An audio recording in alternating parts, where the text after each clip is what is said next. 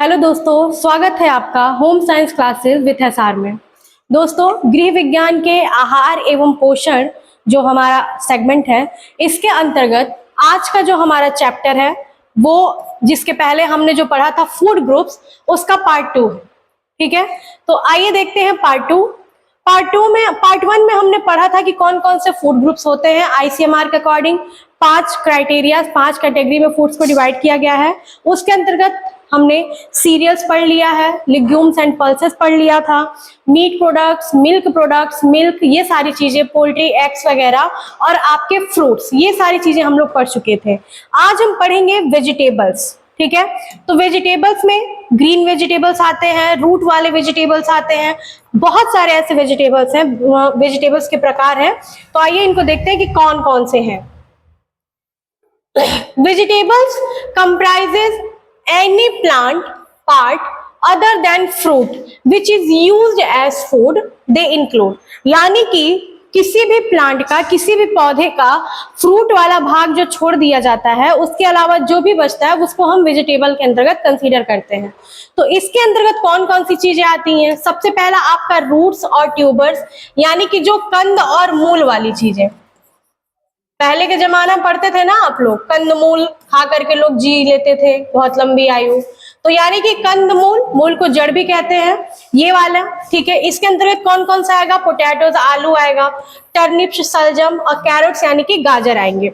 फिर आपके दूसरे प्रकार के हैं बल्ब्स, जो बल्ब की तरह होते हैं फुले फुले से, यानी कि अनियंस, प्याज। फिर स्टेम्स, जो तने वाले होते हैं, सेलेरी। लीव्स, जो पत्तियों का प्रयोग करते हैं हम लोग खाने में, सब्जियों के रूप में होता है, लेट्यूस होता है, कैबेज, पत्ता गोभी वगैरह होता है। फ्लावर्स, जो हम फ्लावर्स का यूज करते हैं, किसके? सब्जियों के, प्लांट्स के, उनको ब्रोकली हो गया, कॉलीफ्लावर हो गया, ये सारे क्या है? फ्लावर के पार्ट्स हो गए। फिर आता है peas and beans are legumes but when immature and green are treated as vegetables, यानी कि जो पीस, मटर होते हैं और कुछ दालें, फलियां वगैरह जो होते हैं, जब वो इमेच्योर फॉर्म में होते हैं, यानी कि वो पके हुए नहीं होते, पूरी तरह से सूखे नहीं रहते हैं, हरे हरे होते हैं, तो उनका यूज हम किस में करते हैं? सब्जियों में भी उनका प्रयोग हम करते हैं। तो ये आपके वेजिटेबल्स का क्या है? क्राइटेरिया है। इन्हीं वेजिटेबल्स का प्रयोग हम अपने आहार में करते हैं। और इसके अलावा जो होता है, जैसे लीफी वेजिटेबल्स, जो हमारे ये ग्रीन लीफी वेजिटेबल्स होते हैं, ये भी हमारे क्या है? वेजिटेबल्स के ही अंतर्गत आते हैं। ये सारे क्या है आपके? ये आपका कैरेट है, इसमें आपको बताते भी चलते हैं कि ये क्या क्या चीजें इसमें सम्मिलित है। ये आपका कैरेट, गाजर जो कि विटामिन ए का सोर्स है, कैरोटिनॉइड्स जानते हैं हम इसे। फिर ये क्या है? एंथोसाइनिन, इसका पिगमेंट होता है, ब्रिंजल या बैंगन। ये जो भी ग्रीन कलर के आपको फ्रूट्स वगैरह, वेजिटेबल्स वगैरह दिखाई दे रही है, ये क्या है? ये क्लोरोफिल के कारण इनका रंग हरा होता है। पर्पल कलर या डार्क पिंकिश जो कलर होता है, वो एंथोसाइनिन के कारण होता है। और जो आपके लाल कलर होते हैं, लाल कलर किसके कारण होते हैं? लाइकोपीन के कारण। ये सारे क्या है? ये पिगमेंट्स भी हैं। ठीक है, तो पिगमेंट्स आपका एक सेपरेट चैप्टर चलेगा जिसको हम आगे पढ़ेंगे। फिलहाल के लिए हम एक सिलेबस वाइज चल रहे हैं, तो हम स्टेप बाय स्टेप ही चलेंगे। अब आते हैं अपने फैट्स एंड शुगर्स पे, जो कि हमारा फूड का जो ग्रुप है उसका लास्ट कैटेगरी है। ठीक है, फैट्स एंड शुगर्स में क्या क्या चीजें हैं, आइए इसको देखते हैं। सबसे पहली चीज, fats, oils and sweets gives us calories. ध्यान दीजिएगा, कैलोरी के फॉर्म में ये क्या करते हैं? हमें ऊर्जा देने का काम करते हैं। Fats, oils and sweets add flavour and variety to our diets. इसके साथ ही साथ ये हमारा जो डाइट होता है उसमें फ्लेवर भी बढ़ाने का काम करते हैं, वैरायटी भी बढ़ाने का काम करते हैं। क्योंकि जब हम तेल का प्रयोग, चीनी का प्रयोग करते हैं अलग अलग भोज्य पदार्थों में, तो आपको पता होगा खीर बना रहे हैं तो उसका स्वाद अलग आएगा, चाय बनाएंगे तो उसका स्वाद अलग आएगा, तेल कम अधिक डालने से सब्जी के स्वाद में भी परिवर्तन होता है। तो ये सारी चीजें क्या है? ये आपके फूड में ऑर्डर भी, फ्लेवर भी और साथ ही साथ वैरायटी भी लाता है। Most of this foods do not contain many vitamins और minerals, so they are called empty calorie. कई प्रकार के ऐसे भी फूड सोर्सेज हैं इसमें जो क्या करते हैं? विटामिन वगैरह को कंटेन नहीं करते हैं, मिनरल्स को कंटेन नहीं करते हैं, इसीलिए हम इनको क्या कहते हैं? Empty calorie. ठीक है, ध्यान दीजिएगा, दो आपको टर्मिनोलॉजीज मिला है। पिछले वीडियो में हमने देखा था एक स्टेपल क्रॉप्स है, ठीक है, उसको जरूर ध्यान दीजिएगा।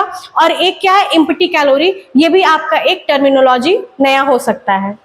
तो एम्प्टी कैलोरी का मतलब कि जिसमें कोई विटामिन, कोई मिनरल्स, कोई ऐसे न्यूट्रिटिव चीजें ना हो जिस फूड में, वो क्या हो जाएगा, एम्प्टी कैलोरी फूड कहलाएगा। अब आइए 5 ग्रुप्स हमारे हो चुके हैं। अब देखते हैं, समझते हैं कि हमारा 5 ग्रुप का जो फूड है, अगर हम उन फूड्स का प्रयोग करते हैं अपने आहार में, तो फिर उस आहार से हमें कौन कौन से लाभ होते हैं या कैसे हम उसको फूड ग्रुप्स को यूज कर सकते हैं अपने आहार में। सबसे पहला क्या है, to enable people to select appropriate food item, ठीक है, यानी कि ये फूड ग्रुप्स हमें किसमें हेल्प करेंगे, किसी भी व्यक्ति को। देखिए ध्यान दीजिएगा कि ये सिर्फ गृह विज्ञान के विद्यार्थियों के लिए ही आवश्यक नहीं है। ऐसा नहीं है कि जो होम साइंस पढ़ते हैं, तैयारी करते हैं, सिर्फ उनके लिए ही जरूरी है। जो भी नॉर्मल व्यक्ति है, जिसको अपने खाने के बारे में जरा सा भी वो सचेत है, यानी कि उसे अपने खाने की चिंता है, हेल्थ की चिंता है, तो वो भी इन सब वीडियोस को देख सकता है। वो भी इसे समझ सकता है कि आखिर जब हम अपने आहार का नियोजन करते हैं, आहार प्लानिंग करते हैं, डाइट प्लानिंग, मील प्लानिंग करते हैं, तो हमें किन किन चीजों का ध्यान रखना होता है। तो जब हम इन फूड ग्रुप्स का यूज करते हैं, तो सबसे पहली चीज तो ये होती है कि हम अप्रोप्रिएट फूड आइटम चूज कर लेते हैं हमारी आवश्यकता के अनुसार। दूसरा पॉइंट है, to help design a balanced diet. Balanced diet यानी कि संतुलित आहार को डिजाइन करने में भी ये क्या करता है, बहुत ही महत्वपूर्ण योगदान देता है। ठीक है, जब भी हम संतुलित आहार की बात करते हैं, हमने पहले वाले पेज पे देखा था, संतुलित आहार में क्या है, कई सारी चीजें हैं। 25% आपके पल्सेस हैं, फिर आपके अदर प्रोडक्ट्स हैं, मैक्सिमम प्रोडक्ट्स जो हैं आपके वेजिटेबल्स हैं, ग्रीन लीफी वेजिटेबल्स हैं, एनर्जी के जो सोर्सेज हैं, कार्ब्स वगैरह वो कम है। तो ये संतुलित आहार बनाने में भी मदद करता है। To provide variety in taste, texture and nutrients in diet. अब अलग अलग भोज्य पदार्थों को प्रयोग करके, अलग अलग भोज्य समूहों के पदार्थों को मिला करके, बना करके हम उसका टेस्ट भी बढ़ा सकते हैं, उसका टेक्सचर भी बदल सकते हैं, और साथ ही साथ उसके न्यूट्रिटिव वैल्यूज को भी चेंज कर सकते हैं। इसका एग्जाम्पल क्या हो सकता है, आपको ऐसा एग्जाम्पल बता सकते हैं जो टेस्ट इनहेंस करने का काम करे। जैसे कि हम सब्जी बना रहे हैं, ठीक है, हम सब्जी बना रहे हैं, तो सब्जी में क्या कर सकते हैं, जैसे अगर आयरन की बात करें, ठीक है, आयरन जो पालक वगैरह में पाया जाता है, पहले न्यूट्रिएंट्स की बात करते हैं।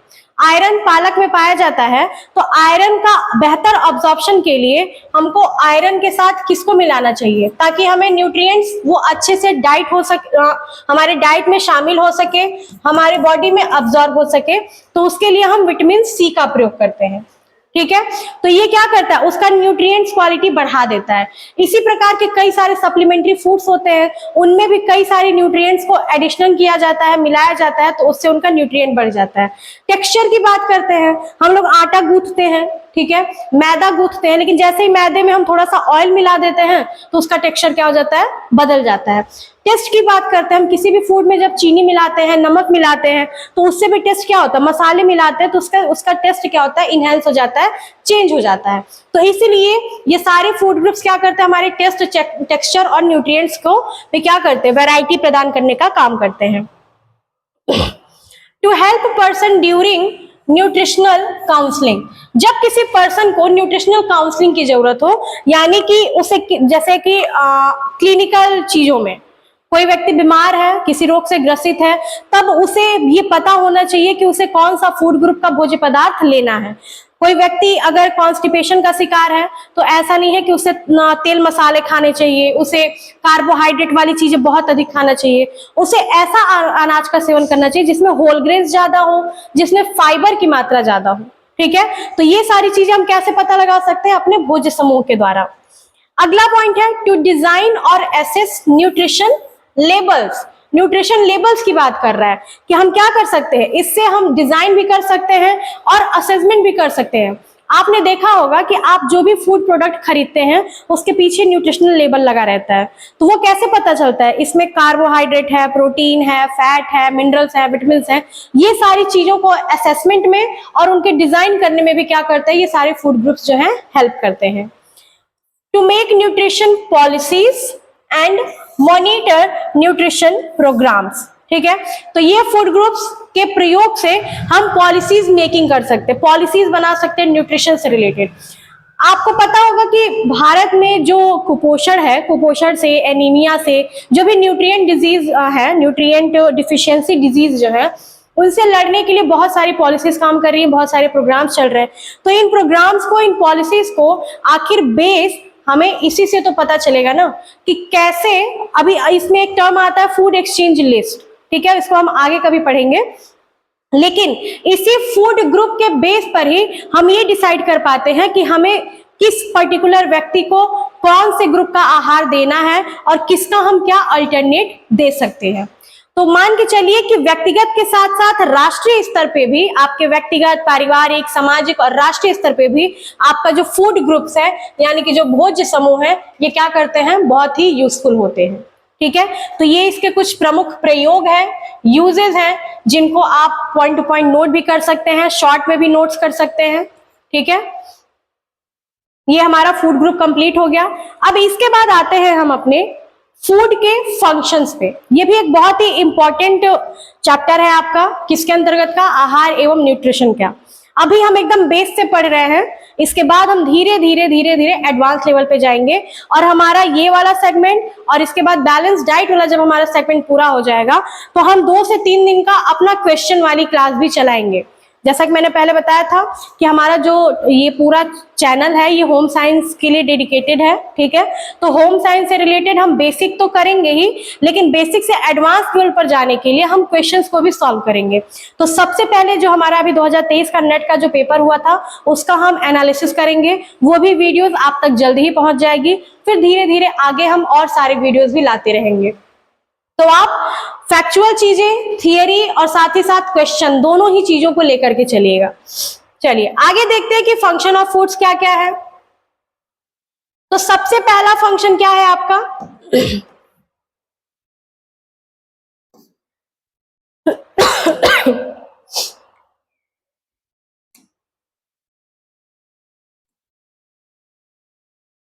सबसे पहला जो फंक्शन है वो है आपका फिजियोलॉजिकल फंक्शन।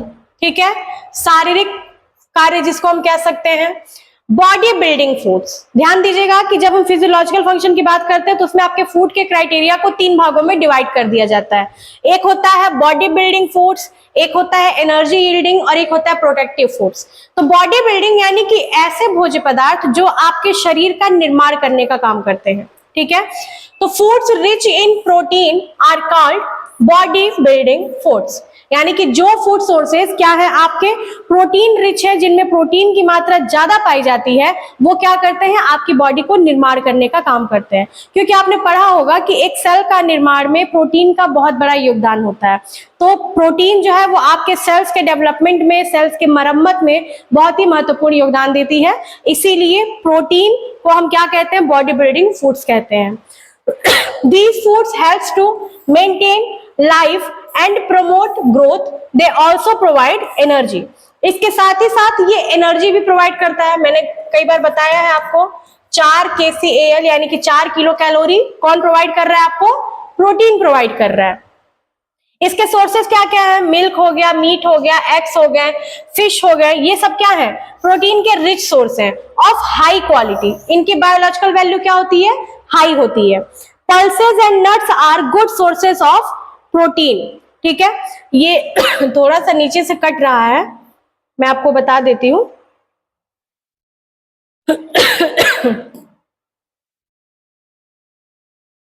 थोड़ा सा यहां से कट रहा है, ठीक है, कोई नहीं। पल्सेस नट्स जो है ये क्या है, ये गुड सोर्सेस है, लेकिन हाई बायोलॉजिकल वैल्यू जिनका क्या होता है, वो क्या होते हैं, रिच सोर्सेस होते हैं प्रोटीन के।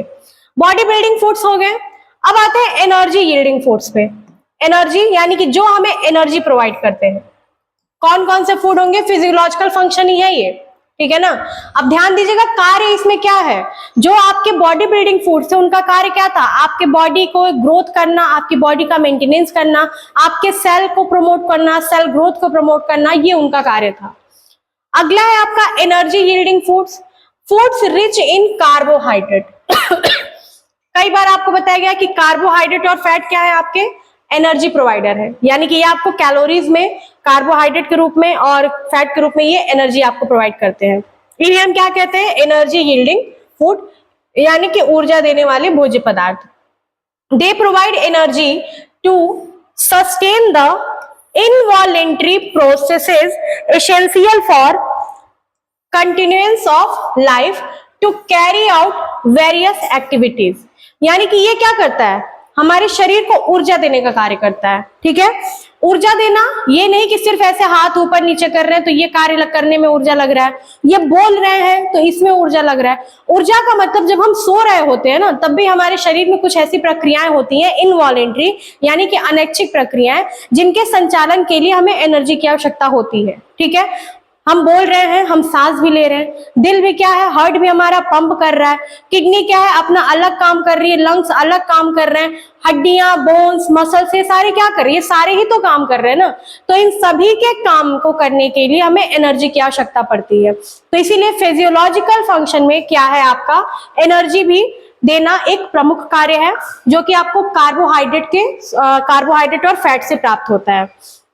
The energy needed is supplied by the oxidation of foods consumed like cereals, roots and tubers, dried foods, etc. ठीक है, यानी कि ये जो एनर्जी होता है ये हमारी बॉडी में कैसे प्राप्त होगा?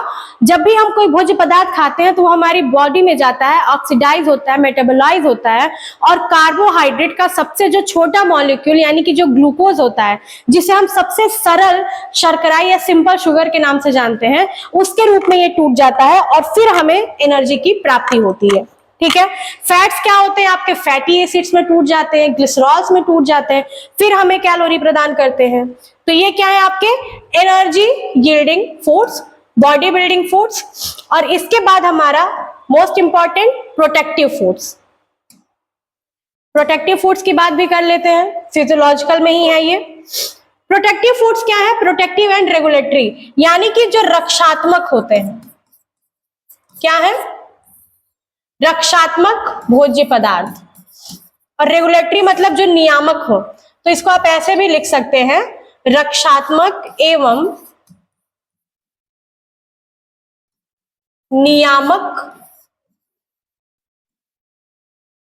भोज्य पदार्थ। ठीक है, foods rich in protein, minerals and vitamins are called protective and regulatory foods। ठीक है, यानी कि जो प्रोटीन से, विटामिन से और मिनरल से, खासकर मिनरल्स एंड विटामिन से क्या है, भरपूर होते हैं, उन्हें हम प्रोटेक्टिव फूड कहते हैं। प्रोटेक्टिव और रेगुलेटरी का मतलब क्या है कि ऐसे भोज्य पदार्थ जो आपके शरीर की रक्षा में योगदान करते हैं, आपके शरीर को विभिन्न बीमारियों से रक्षा प्रदान करते हैं, आपके शरीर की रोग प्रतिरोधक क्षमता का विकास करते हैं, वृद्धि करते हैं। ठीक है, they are essential for health, स्वास्थ्य के लिए आवश्यक होते हैं, and regulate activities such as maintenance of body temperature and muscle contraction. ठीक है, यानी कि हमारे बॉडी के टेम्परेचर को, मसल के कॉन्ट्रैक्शन को, इन सब चीजों को मेंटेन करने और शरीर की विभिन्न रोगों, वायरस से, बैक्टीरिया से, प्रोटोजोआ से, इनकी रक्षा करने के लिए हमें क्या करते हैं? हमें प्रोटेक्शन प्रदान करते हैं, हमें सुरक्षा प्रदान करते हैं। इसके साथ ही साथ रेगुलेट भी करते हैं। आपका मसल कॉन्ट्रैक्शन वगैरह हो गया, कैसे मसल कॉन्ट्रैक्शन होगा, कैसे आपका बॉडी का आपका टेम्परेचर मेंटेन रहेगा, तो इन सब चीजों में भी क्या करते हैं? ये हेल्प करते हैं। तो बेसिकली अगर हम एक चीज को समझना चाहें तो हम यहाँ पे समझ सकते हैं, चलिए यहीं पे बता देते हैं आपको, 3 चीजें। ठीक है, 3 चीजें क्या है? पहला कि आपका जो आपको एनर्जी देते हैं, एनर्जी जो आपको प्रोवाइड करते हैं। दूसरा, जो आपको क्या करते हैं? आपकी बॉडी को प्रोटेक्शन देते हैं, रेगुलेट करते हैं, प्रोटेक्शन एंड रेगुलेशन करते हैं। और जो तीसरा है क्या है? आपको आपकी बॉडी बिल्डिंग का काम करते हैं, बॉडी बिल्डिंग का काम करते हैं, यानी कि आपके मसल्स के ग्रोथ का काम करते हैं। तो इनको हम क्या कर सकते हैं? एनर्जी देने का काम किसका किसका है? कार्बोज यानी कार्बोहाइड्रेट और फैट का है। ये आपके एनर्जी वाले फूड सोर्स हो जाएंगे। प्रोटेक्शन का काम कौन कर रहा है, रेगुलेटरी का काम कौन कर रहा है, तो ये आपके विटामिन एंड मिनरल्स जो है ये क्या कर रहे हैं, आपका प्रोटेक्शन का काम कर रहे हैं। और बॉडी बिल्डिंग में आपका जो प्रोटीन है मेजर रूप से यही काम करता है। तो ये इनका फंक्शन है, कौन सा, फिजियोलॉजिकल फंक्शन। ठीक है, इसके बाद चलते हैं सोशल फंक्शन पे। पता है आपको 3 तरह के फंक्शन होते हैं बेसिकली। ठीक है, तो दूसरा जो फंक्शन है वो सोशल फंक्शन है। ऐसा नहीं है कि जो हम भोज्य पदार्थ ग्रहण करते हैं वो सिर्फ हमें क्या करते हैं, शारीरिक रूप से ही जरूरी होते हैं, हमारे लिए सोशल स्टेबिलिटी भी वो प्रदान करने का काम करते हैं। Food has always been the central part of our community, social, cultural and religious life. यानी कि फूड हमारे शरीर के लिए सिर्फ आवश्यक नहीं है, बल्कि हमारी सोसाइटी का, हमारे कम्युनिटी का, हमारे रिलीजियस और हमारे कल्चरल लाइफ का भी एक सेंट्रल पार्ट होता है। It has been an expression of love, friendship and happiness at religious, social and family get togethers.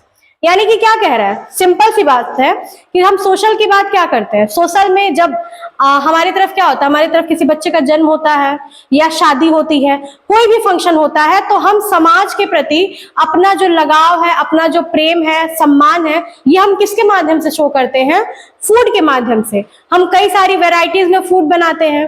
देखिए 2 तरह की चीजों को देखिएगा, दोनों कॉन्सेप्ट को समझिएगा। जब किसी बच्चे का जन्म होता है या हम खुशी के माहौल में होते हैं तो हम बहुत सारी वैरायटी यूज करते हैं। हम उसमें तेल मसाले, बहुत सारे स्वीट्स, बहुत सारे डेजर्ट्स वगैरह के आहार को, भोज्य पदार्थों को हम अपनी डाइट में वहां पे शामिल करते हैं। ठीक है, लेकिन इसके विपरीत जब कोई दुखद घटना होती है तो देखिए हम या तो भोजन का त्याग कर देते हैं या तो बहुत ही सिंपल, सादा, एकदम सात्विक भोजन ग्रहण करते हैं।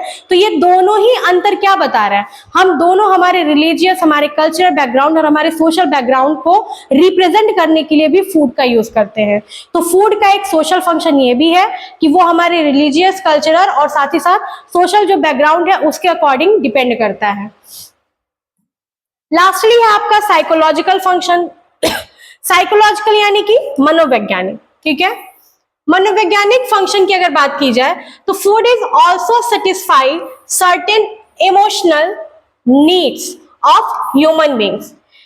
कुछ हमारे जो इमोशनल क्या बोलते हैं, हमारा जो इमोशनल सेटिस्फैक्शन होता है उसके लिए भी फूड क्या होता है, हमारे लिए जरूरी होता है। जैसे कि आप बहुत ज्यादा दुखी हो तो क्या होता है, आप बहुत ज्यादा खाते हो, कुछ लोग बहुत खाते हैं, कुछ लोग क्या करते हैं, एकदम खाने से परहेज कर लेते हैं। ठीक है, आप बहुत ज्यादा परेशान है, बहुत ज्यादा खुश हैं तो भी क्या हो सकता है, आप बहुत ज्यादा खा सकते हैं या आप खाना छोड़ सकते हैं। तो ये क्या है, हमारे इमोशनल सेटिस्फैक्शन को भी बताता है।